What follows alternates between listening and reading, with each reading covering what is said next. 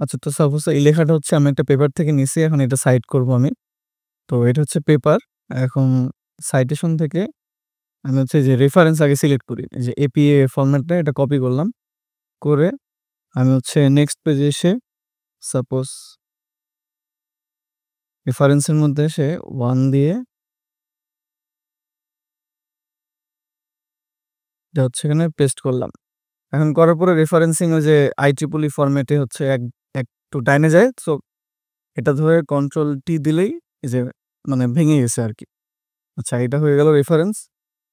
এখন এই যে 1 নাম্বার এটা দিয়ে আমি হচ্ছে সাইড করব এখানে। তো এখানে ভেতরে গিয়ে আমি হচ্ছে ব্র্যাকেট দিয়ে 1 লিখি। আচ্ছা, 1 লেখার পরে এখান থেকে এই স্টাইলটা হচ্ছে আমার রেফারেন্সিং এ গিয়ে এখান থেকে স্টাইল IEEE সিলেক্ট করতে হবে এখান থেকে। যে IEEE সিলেক্ট করতে হবে। তাহলে সাইটেশন রেফারেন্স IEEE ফরম্যাটে হবে। এরপর হচ্ছে ইনসার্ট এ যাব। ইনসার্ট এ গিয়ে যেখানে বুকমার্ক আছে। তো আমি হচ্ছে এরকম তো সাইটেশন অনেকগুলাই আছে।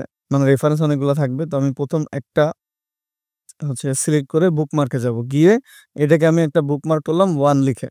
সেম ভাবে 2, 3, 4 আমি এভাবে বুকমার্ক করলাম। এরপর আমি এই জায়গায় আসলাম। এখানে শুধুমাত্র 1 কে সিলেক্ট করে এই লিংকে যাব। লিংকে চাপ দেওয়ার পরে এই যে রাইট সাইডে যে বুকমার্ক আছে। অনেক সময় এখানেও থাকতে পারে। এটা ভার্সনের উপর ডিপেন্ড করে।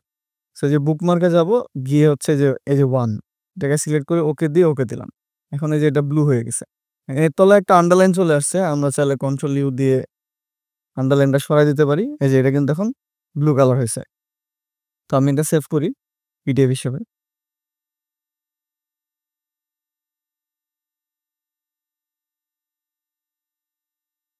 হ্যাঁ, পিডিএফ হিসেবে সেভ করছি। এখন এই যে 1 এখানে ক্লিক দিলে যে রেফারেন্স এর ডিরেক্ট লিংক হয়ে যাচ্ছে।